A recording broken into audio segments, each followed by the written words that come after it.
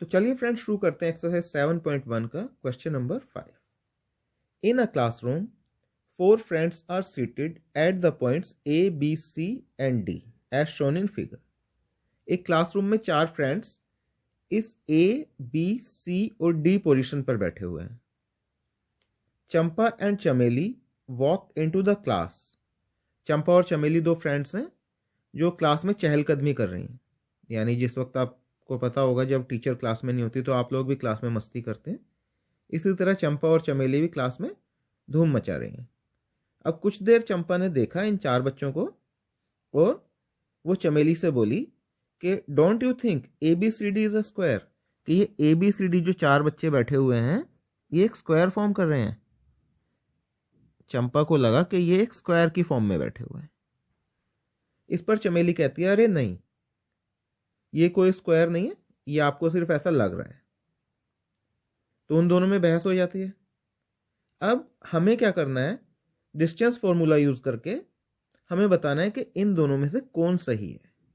यानी अगर ये स्क्वायर है तो चंपा सही है और अगर ये स्क्वायर नहीं है तो चमेली सही है।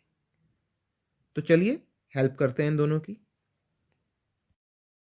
अब हमें पता है कि एक स्क्वायर की चारों साइड्स सेम लेंथ की होती हैं।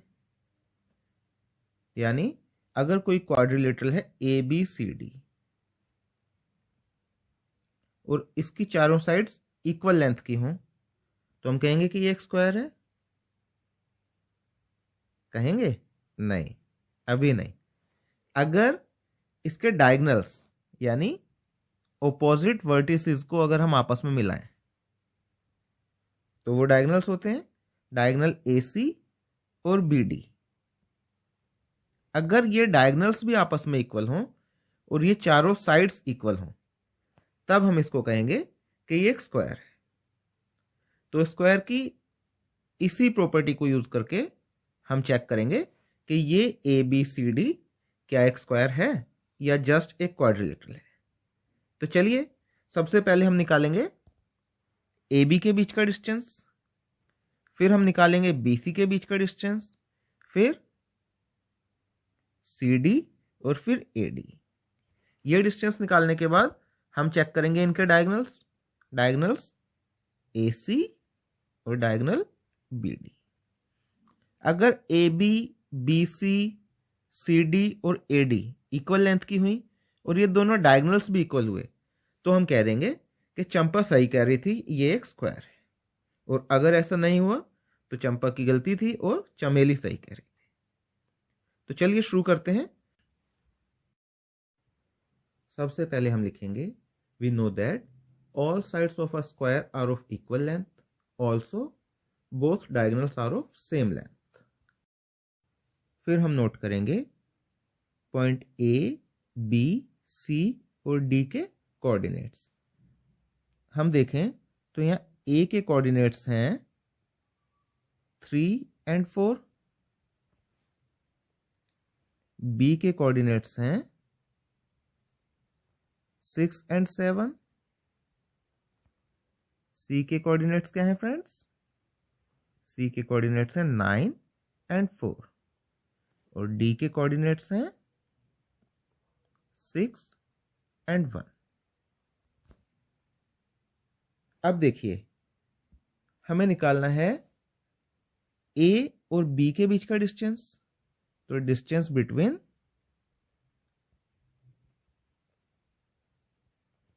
ए एंड बी,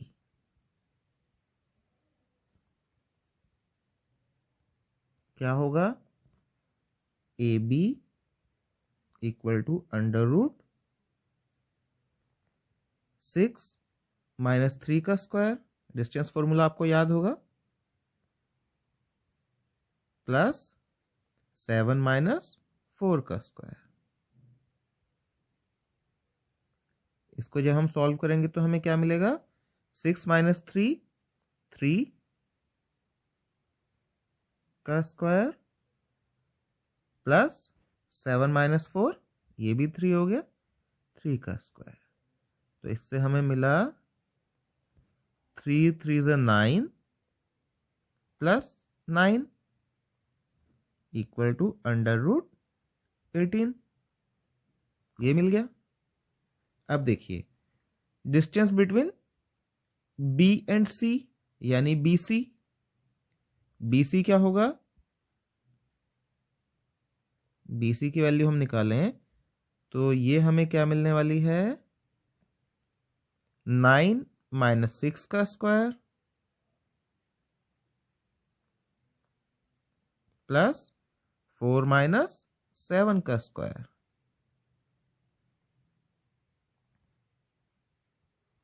9 में से 6 गए तो बचा 3 स्क्वायर प्लस 4 में से 7 को माइनस करेंगे तो हमें मिलेगा -3 का स्क्वायर। 3 का स्क्वायर होता है 9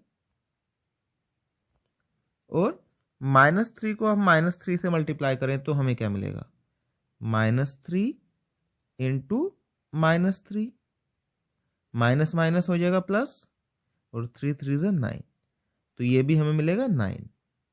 यहां हम लिखेंगे +9, तो क्या हुआ 9 + 9 = 18, ये भी आ गया √18।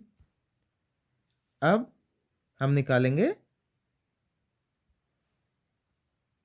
C और D के बीच का डिस्टेंस, तो CD क्या होगा, CD = 6 - 9 का स्क्वायर,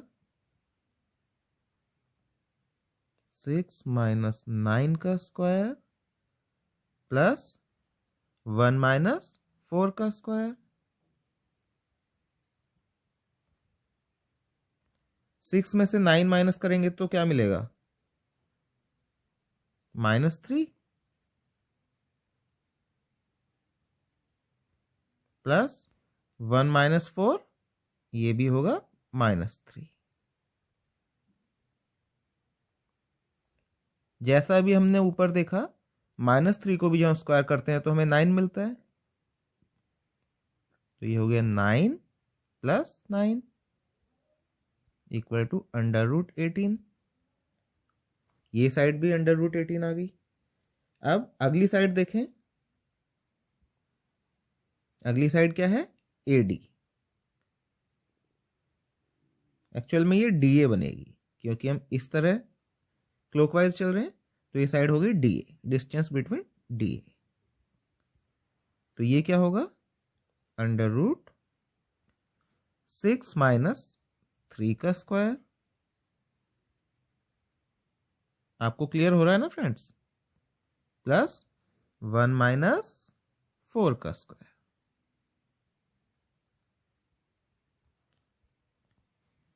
तो इससे हमें क्या मिलेगा, 6 - 3, 3 का स्क्वायर प्लस 1 - 4 -3 का स्क्वायर।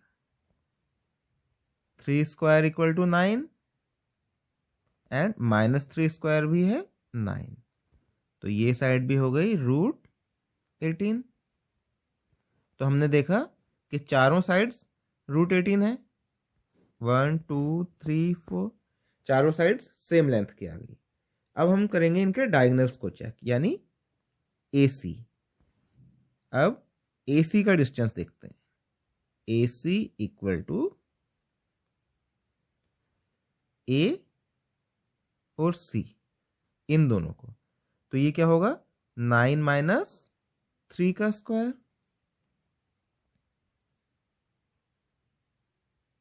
प्लस 4 - 4 का स्क्वायर।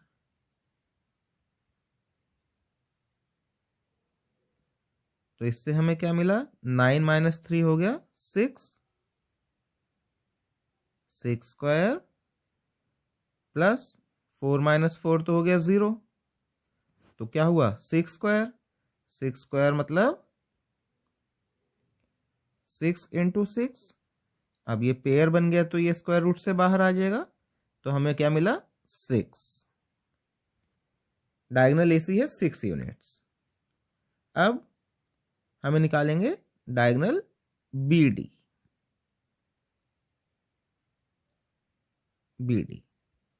तो डायगोनल BD की लेंथ देखें तो हमें क्या मिलेगा, बी और डी। 6 माइनस 6 का स्क्वायर प्लस 1 माइनस 7 का स्क्वायर। देखिए 6 माइनस 6 तो हो गया 0, प्लस 1 माइनस 7 माइनस 6 का स्क्वायर। तो माइनस 6 को जब हम स्क्वायर करेंगे तो हमें क्या मिलेगा, 36। 6 6 36 और माइनस माइनस प्लस हो जाता है, तो इससे हमें मिला √36। अब अगर 36 के फैक्टर्स करें तो क्या होगा, 6 इंटू 6, यानी 6 के पेयर बन गए। 6 के पेयर बन गए तो ये हो गया 6, यानी रूट से बाहर आ गया। तो हमने देखा कि ये दोनों डायगोनल्स भी इक्वल हैं। अब चारों साइड्स इक्वल थी, दोनों डायगोनल्स भी इक्वल हैं, तो ये क्लियर हो गया कि ये ABCD एक स्क्वायर है। तो हम लिखेंगे it can be observed that all sides of the quadrilateral ABCD are of the same length and also the diagonals are of same length. Therefore, ABCD forms a square.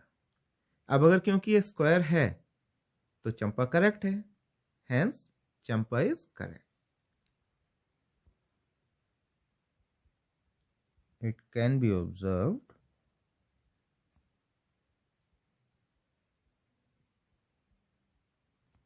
that all sides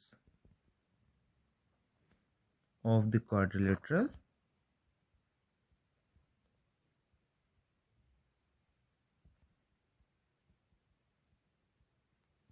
ABCD are of same length.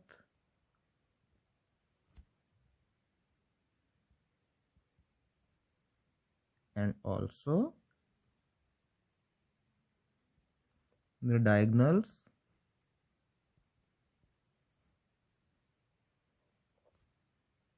are of same length.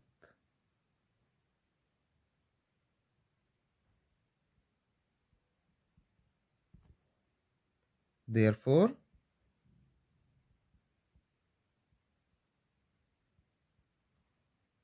ABCD forms a square.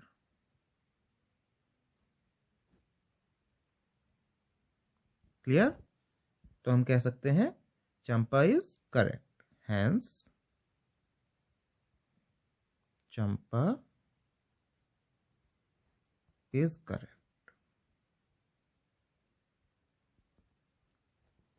Correct friends? तो यहां हो जाता है हमारा question 5 complete.